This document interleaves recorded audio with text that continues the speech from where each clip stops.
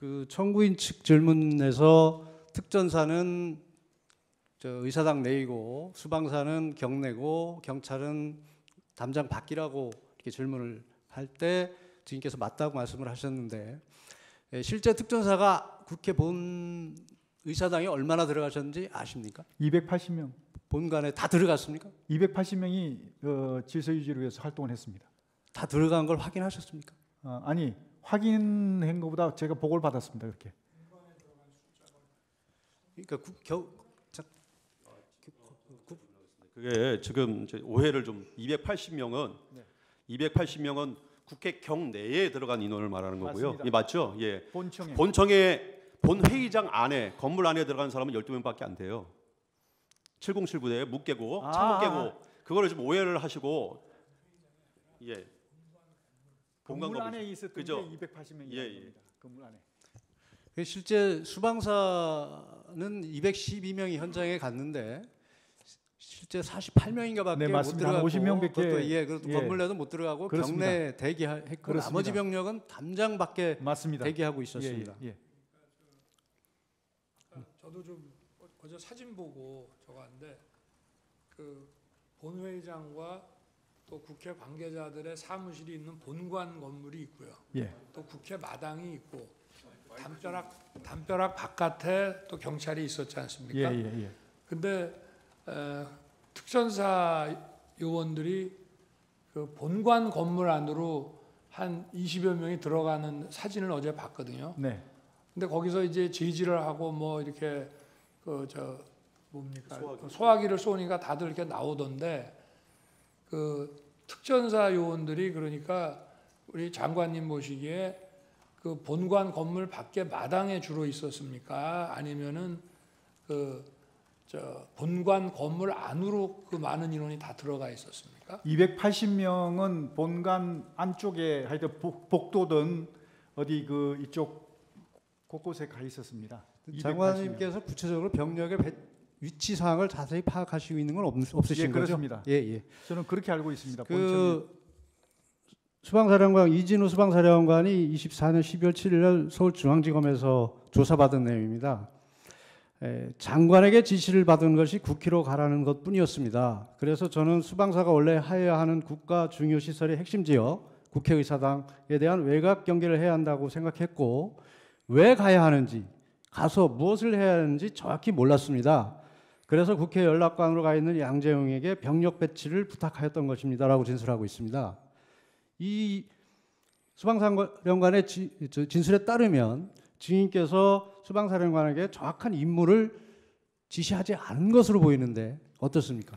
초기에는 네. 제가 줄수가 없었던 게 네.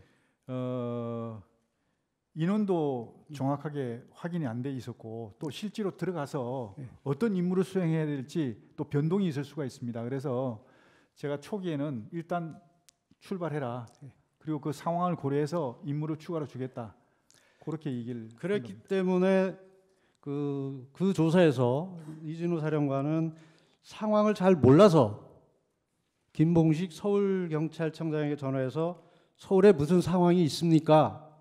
라고 물어보자 김봉식 청장이 지금 국회에 경찰 병력이 나가 있는데 방어가 안 됩니다.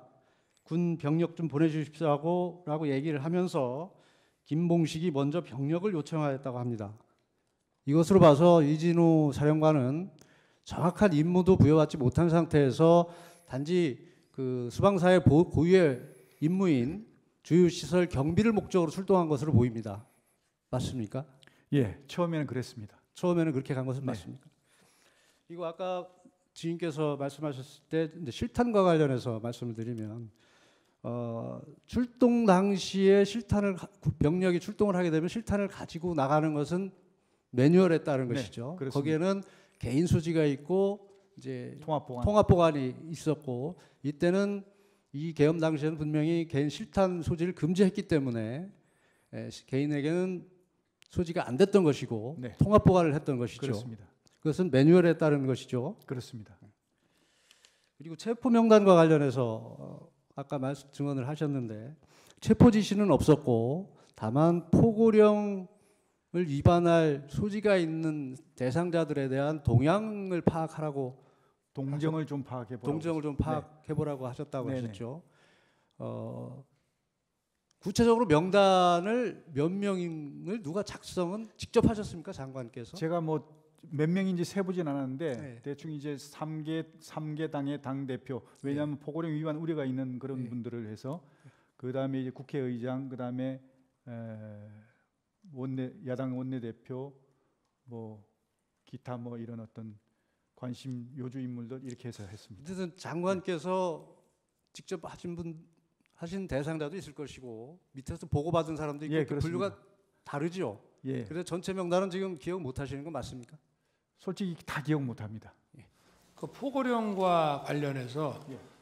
그 아마 제 기억에는 12월 1일 또는 2일 밤에 네, 우리 장관께서 제 관저에 네. 그걸 가지고 오신 거로 기억이 됩니다. 네, 기억나시죠? 맞습니다. 예. 네. 그래서 그때 제가 써오신 그 계엄 선포문, 계엄 그 뭡니까 담화문하고 포고령을 보고 포고령에 뭐 사실은 법적으로 검토해서 손댈 거는 많지만 어차피 이 계엄이라는 게 길어야 하루 이상 유지되기도 어렵고 그러니까 이런 이 국가 비상 상황, 위기 상황이 국회 독재에 의해서 초래됐으니 여기 포고령 이거는 좀 추상적이기는 하지만 이론이 이런 것들이 추상적이기는 하지만 그런 어떤 상징적이라는 측면에서 집행 가능성은 없지만 이게 상해법규에도 위배되고 내용이 구체적이질 않아서 집행 가능성도 없는 거지만 뭐 그냥 놔둡시다라고 말씀을 드리고 그냥 놔뒀는데 뭐 기억이 혹시 나십니까? 예, 제가 이제 느낀 것은 네. 대통령께서 평상시보다 이렇게 좀 꼼꼼하게 안 보시는 것을 제가 느끼면서 네. 평상시 이제 대통령 업무를 하시는 스타일이 항상 법전을 먼저 찾으시거든요. 네. 뭐 이렇게 보고가 들어오거나 참모들 하면 조금 이상하다 그러면 법전부터 먼저 이렇게 가까이 해서 좀 찾아보고 이렇게 하시는데 분명히 저는 그렇게 생각했는데 안 찾으시더라고요. 네, 그래서 그렇습니다. 하여튼 이게 예, 어쨌든 이거는 실현 가능성, 집행 가능성이 없는데 상징성이 있으니까 놔둡시다 이렇게 얘기를 예. 한 거로 기억이 되고 예, 또 그 왜 전공이 네, 이걸 제가 왜 집어넣냐 웃으면서 이렇게 얘기를 하니 이것도 막 그런 측면에서 네. 좀 어떤 계고한다는 측면에서 그냥 뒀습니다 해서 저도 예, 그렇습니다. 웃으면서 그냥 놔뒀는데 예, 그 상황은 기억하고 예, 계십니까? 기억합니다. 지금 말씀하시니까 기억납니다. 네. 네, 그렇습니다. 아까 삼청동 안가에서 조지호 김봉식 청장을 만났을 때 네, 그 문건을 주었고 22지, 23지에서 민주당사하고 여론조사 꽃 얘기가 나왔습니다. 당초에 대통령께서는 국회와 선관위 이외에는 군대를 보내지 말라고 했다는 건 틀림없는 사실이죠. 네, 네. 근데 민주당사하고 여론조사 꽃은 장관께서 왜 다시 추가를 하신 거죠? 사실 그 민주당사하고 여론조사 꽃은 우선순위에서 떨어지는 것이었습니다. 예. 우선순위는 대통령 말씀하신 대로 국회하고 선관위였고요. 여기는 병력이 나중에 제한되다 보니까 나중에 이제 후속하는 인원들이 시간을 봐서 이렇게 투입하는 걸로 그렇게 생각을 했었는데 요 인원들에 대해서 나중에 결과적으로 보면 그 투입하는 과정에서 계엄이 해제돼 버렸습니다. 그래가지고 결국은 투입이 안 된 건 그런 상황이죠. 그게 제가 한번 지금 이제 국회 독재가 이런 망국적 위기 상황의 주범이라는 차원에서 질서유지와 그 상징성 측면에서 국회군을 투입했지 않습니까? 네.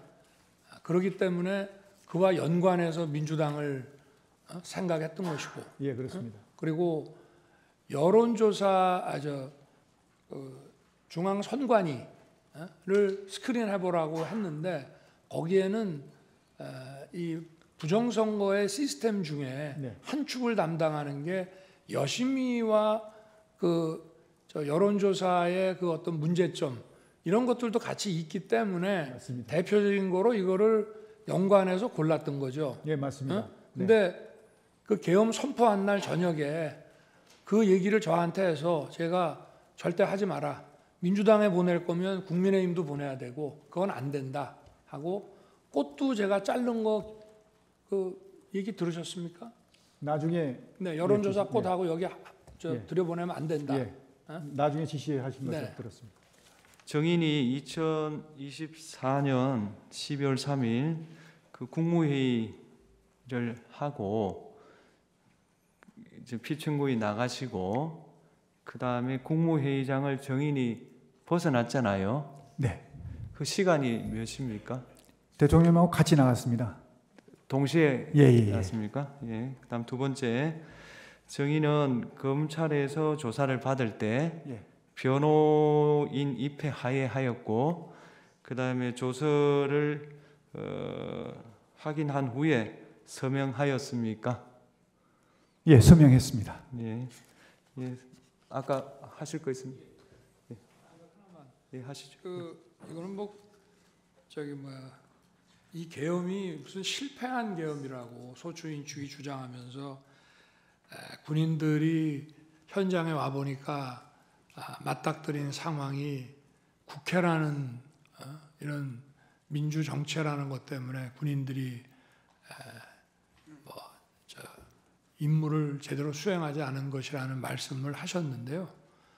그거는 저도 마찬가지입니다. 저나 우리 장관이나 군 지휘관이나 다 우리 지금 실무급의 뭐 영관급이나 위관급 장교들이 다 정치적 소신이 다양하고 어떤 반민주적이고 부당한 일을 지시한다고 할 때 그거를 따르지 않을 것이라는 것은 저희들도 다 알고 있고 그런 전제 하에서 이런 그 비상계엄 조치를 하고 또 그 조치에 따라서 필요한 소수의 그 병력 이동을 지시를 한 것이고 그 병력 이동 지시는 합법적인 것이기 때문에 군인들이 거기에 따른 것이고 그 이상 이 사람들이 오바를 하거나 무슨 불법 행위를 한 것은 아닙니다. 그래서 이거는 실패한 계엄이 아니라 좀 얘기한다면은 저도 빨리 끝날 거라고는 생각했지만 예상보다 좀 더 빨리 끝났다. 그리고 그 이유는 국회가 계엄 해제 요구를 아주 신속하게 한 것도 있고 저 역시도 계엄 해제 요구가 결의가 나오자마자 바로 장관과 계엄사령관을 즉시 제 방으로 불러서 군 철수를 지시했고 그리고 어차피 국무회의를 열어야 또 계엄 해제를 할 수 있기 때문에 시간은 좀 걸리지만 제가 기다리다가 바로 1층 브리핑룸에 가서 군은 철수시켰고 국무회의 정족수가 갖춰지면 거기에 따라서 계엄 해제를 하겠다고 선 발표를 했습니다. 그렇게 해서 끝난 것이지 계엄의 실패 원인이 뭐냐고 묻는 것은 그거는 다분히 어떤 의도를 가지고 그리고 아까도 증인에 대해서 증인이 무슨 얘기를 하려고 하면은 자꾸 이렇게 딱딱 끊는데 이 전체적인 이 상황에 대해서는 저희도 대한민국의 어떠한 군인도 그 정치적 소신과 입장이 다양하고 민주적인 어떤 철학을 다 가지고 있다고 생각하고 있습니다. 네, 이상입니다. 아니. 그 김영도 재판관님 질문하겠습니다. 예, 저기 그 갑제 29호증에 24 기획재정부 장관이라고 되어 있는 그 문건 혹시 가지고 계신 분 있으면 질문하는 게 좀 보여주시기 바랍니다.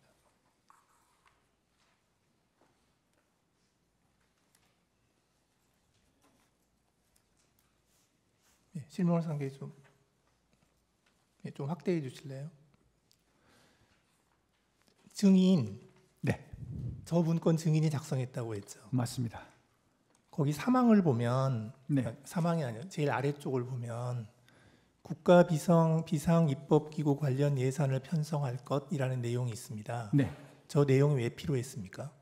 예, 요것은 아까 잠깐 제가 언급을 하긴 했는데 요걸 작성하기 전에 대통령께서 평소에 하신 말씀이 떠올랐습니다. 그게 뭐냐면 다시 한번 말씀드리면 정부 여당에서 민생 관련한 입법 법안 그리고 경제 살리기 관련 법안 이런 것들을 비롯해 가지고 한 100여 건이 거대 야당에 막혀 가지고 이게 정지가 돼 있는 상태다. 이것만이라도 제대로 좀 작동이 되면 국민들의 삶이 훨씬 더 좀 나아질 텐데 이거라도 어떻게 좀 했으면 좋겠다는 생각을 많이 말씀하셨습니다. 그러면서 나중에 기회가 되면 이런 부분들을 좀 할 수 있는 방안을 강구해 봤으면 좋겠다. 이런 말씀을 제가 몇 번 들었습니다. 그래서 그게 또 올라서 이번 기회에 그러면 이런 어떤 기재부에다가 이런 이 긴급 재정 입법권을 해서 이 입법권을 수행할 수 있는 그런 이 조직을 만들어 갖고 그걸 이제 가지고 이런 어떤 해소하지 못한 그런 여러 가지 막혀 있는 부분을 좀 해소하자 그런 생각에서 이렇게 지금 정리하고 알겠습니다. 그런데 그 가운데 거를 보면요, 저 문건의 가운데 거를 보면 국회 관련 각종 보조금, 지원금, 각종 임금 등 현재 운용 중인 자금 포함 완전 차단할 것 이리 돼 있거든요. 네. 그런데 지금 증인이 말씀하시는 그런 입법을 하려면 결국 국회가 해야 되는데 입법은 국회가 하는 거니까 그런데 가운데 거는 왜 쓰셨어요? 저거는 국회를 정지시키겠다는 아닙니다. 뜻인데. 이 국회 관련된 상황이 아니고 국회를 통해서 지원되는 단체가 있습니다. 그런 단체의 보조금, 지원금 이런 것들을 차단하라는 그런 뜻이죠. 예. 네.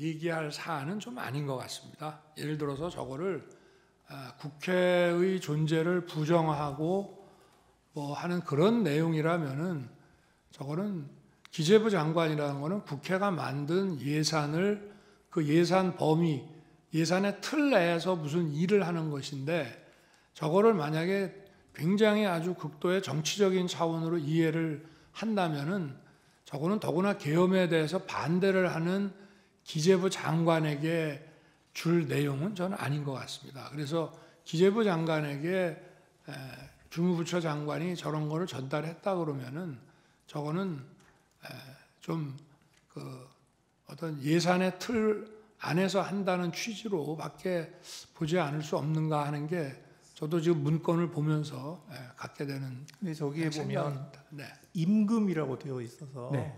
월급 주지 말라는 그 뜻인데. 임금은 아까 전에 잠깐 말씀드렸는데 임금비 이런 개념이 아니고 임금 중에 사실은 이게 불법 임금들이 많다고 얘기를 들었습니다. 그러니까 인원들을 뻥튀기 한다든지 또 없는 인원을 이렇게 해서 한다든지 이런 부정적으로 나가는 임금 이런 어떤 것들을 색출해서 차단해야 되겠다 이런 개념이었습니다. 이게 결국은 저런 거 아니겠습니까? 잠깐. 네네. 잠깐만요. 네. 혹시 갑제 2호증 포고령 가지고 계신 분 있으면 좀 보여주시죠. 그 1항 좀 보여주시겠어요? 1항 쪽. 저 1항을 좀 확대 좀 해서. 예.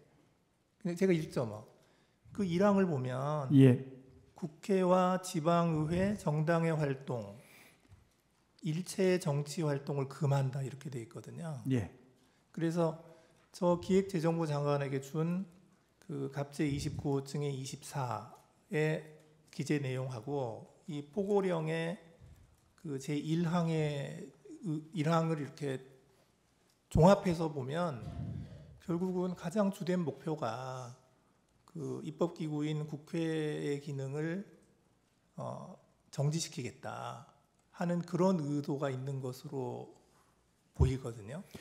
저는 솔직히 그렇게까지 하진 않았습니다. 이건 제가 아까 말씀드렸지만 국회의 기본적인 입법 활동은 당연히 존중돼야 되고 보장돼야 된다고 저는 생각하고 있습니다. 그렇기 때문에 다만 정치 활동은 이거는 여러 가지 그 정치 활동을 빙자해서 국가 체계를 문란하게 할 수 있으니까 이런 활동은 좀 어떻게 제한시킬 필요가 있다. 이런 판단에서 정리한 것이지 어떤 입법 활동까지 막겠다 이런 것은 아니었다. 저는 그렇게 말씀드릴 수 있습니다. 예, 그리고 그 아까 주신문에서 말씀하실 때 증인께서 국회에 병력을 투입시킨 이유가 국회 봉쇄나 침투가 아닌 국회 질서 유지였고 따라서 처음부터 국회를 봉쇄할 아무런 계획도 없었다. 이렇게 말씀하셨어요. 네. 그렇게 말씀하신 거 맞죠? 네. 그런데 실제로 보면 국회의장께서도 그 출입구로 못 들어가서 담을 넘어서 들어갔고, 그리고 일부 국회의원들께서는 그 차단한 병력들이 그 진출로를 열어주지 않아서 국회에 못 들어간 그런 경우도 있었거든요. 그래서 증인께서 말씀하시는 거하고 달리 실제로는 국회 봉쇄가 목표가 아니었나 하는 그러한 정황들이 많이 보이는데 그 점은 어떻게 생각하십니까? 네, 재판관님 말씀 존중합니다. 그런데 저는 생각이 좀 다른 게, 말씀하신 대로 제가 만약에 봉쇄를 했다 그러면 국회의장님이 담을 넘어가서는 안 됩니다. 담을 넘어갈 수 없어야 맞는 겁니다. 봉쇄라는 개념 자체는요, 손에 손잡고 정말 울타리를 다 에워싸서 한 사람도 들여보내지 않는 것이 봉쇄입니다. 그런데 정말 많은 사람들이 담을 넘어갔다고 그러더라고요. 그건 봉쇄가 안 됐다는 겁니다. 출입구 위주로. 출입구는 왜 막았을까요? 그러니까 출입구 위주로 이제 출입을 통제한 것이죠. 그러니까 출입 통제라는 의미가, 출입을 통제한다는 의미가 출입을 완전히 전면 금지한다는 의미가 아니고, 출입 통제라는 의미에는 근데 국회의원들을 막았잖아요. 국회의원들 통과를 중간에 다 시켰지 않습니까? 저는 그렇게 알고 있는데. 그게 막았다가 또 통과시켰다가 또 다시 막았죠. 그건 제가 잘 모르겠는데 저는 이제 거기서 통과를 시킨 걸로 좀 알고 있었거든요. 네, 알겠습니다. 선별적으로. 네, 이상입니다.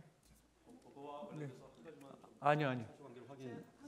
예, 예. 이미선 재판관님 질문하겠습니다. 그 증인이 생각하는 이 사건 계엄의 목적은 거대 야당의 경종을 울리고 부정선거의 증거를 수집하기 위한 것, 이렇게 정리하면 됩니까?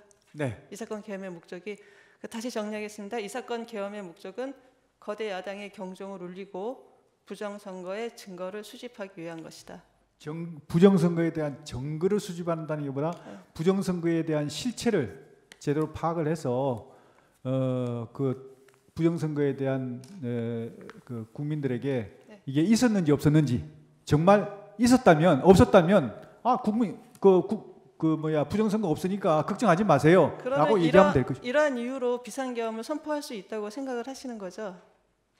그러니까 이러한 목적을 위해서 비상계엄을 선포할 수 있다, 이렇게 생각을 하시는 거죠? 그 비상계엄 요건은 네. 대통령님께서 판단하시는 것이기 때문에 알겠습니다. 그 요건에 대한 것은 대통령님 몫이라고 네. 생각합니다. 그 국가 비상 입법기구 아까 말씀을 하셨는데, 그 입법 권한을 실행할 기구를 아마 생각을 하신 것 같아요. 네. 네, 그게 그러면은 그 5공화국 당시에 국가보위 입법회의하고 좀 같은 성격으로 보면 되겠습니까? 아닙니다. 그거하고는 다릅니까? 전혀 다릅니다. 이거는 그럴 것 같으면 제가 국무총리나 그런 분한테 이걸 주지 왜 기재부 장관에게만 줬겠습니까? 기재부 장관에게 준 것은 기재부 장관이 할 수 있는 역할을 하라는 거거든요. 그래서 기재부 장관이 할 수 있는 게 그 역할입니다. 예, 시간이 많이 돼가지고 3분만 드릴 테니까 3분 내에 맞춰 주십시오. 예. 지금 비상 입법기구 단어 때문에 굉장히 오해가 있는 것 같습니다. 이게 비상 입법기구를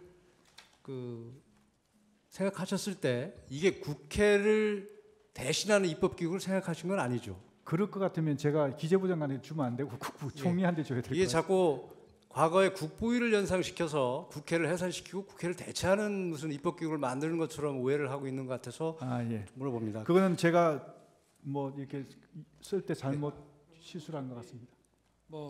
계엄을 선포한 사람은 대통령인 저 자신이니까, 아까 계엄 선포의 이유를 그 장관에게 이렇게 물어보셨는데요.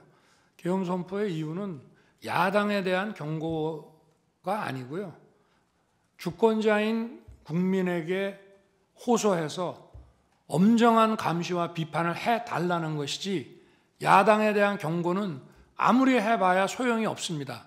야당에 대한 경고가 먹힐 거면 이런 비상계엄을 할 필요가 없습니다. 주권자인 국민에 대해서 한 것이고요. 그리고 국보위라는 말씀을 자꾸 하시는데, 국보위라고 하면은 이 상황에서 기재부 장관한테 얘기한다는 것 자체가 완전히 넌센스고, 국보위를 하는 만약에 상황이라 그러면 이런 거 줄 필요 없습니다. 국보위에도 재경분과위원회라는 게 옛날에 있는 거로 알고 있는데, 그런 데서 그냥 해버리면 되는 일이지, 예산을 집행하는 기재부 장관에게 이거를 줄 이유는 저는 없다고 생각하고, 만약에 그런 거라고 하면은 그거는 더 고도의 정치적인 문제이기 때문에, 특히 그날 와서 계엄 선포에 대해서 뭐 금융 경제적인 차원에서 이거를 반대하는 기재부 장관이라는 예산 실무 장관에게 이거를 준다는 거는 앞뒤가 안 맞고, 아마 제가 그 민생입법을 방해하는 거기에 대해서 비상 그 재정 경제 명령, 긴급 재정 경제 명령 같은 거를 제가 대수비에서도 얘기를 하고 장관도 아마 들었던 것 같습니다. 그런데 아까 뭐 이게 국회의 입법을 기다릴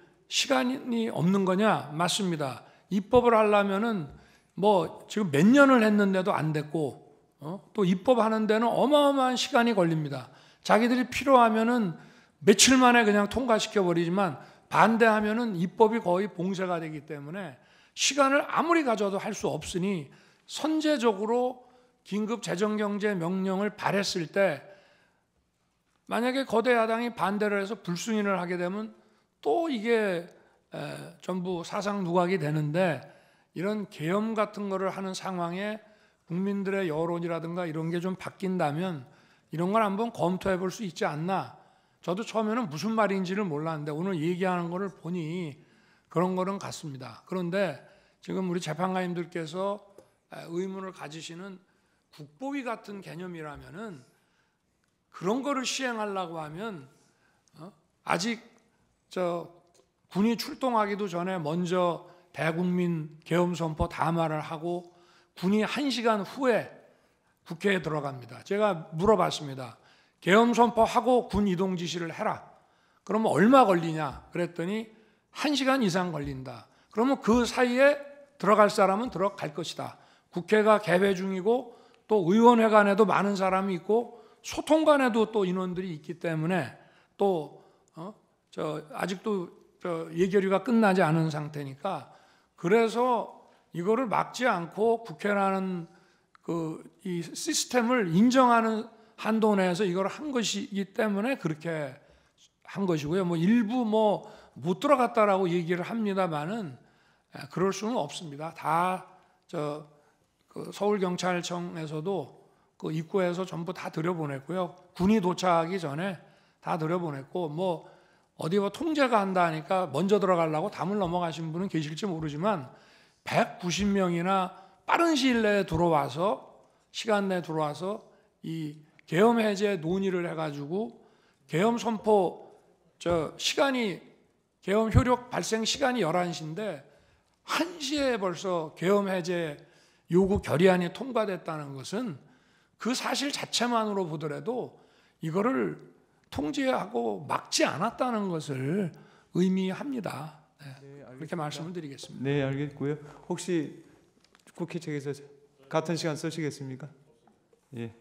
그러면 오늘 정인 장시간 고생 많으셨습니다. 예. 돌아가십시오. 예.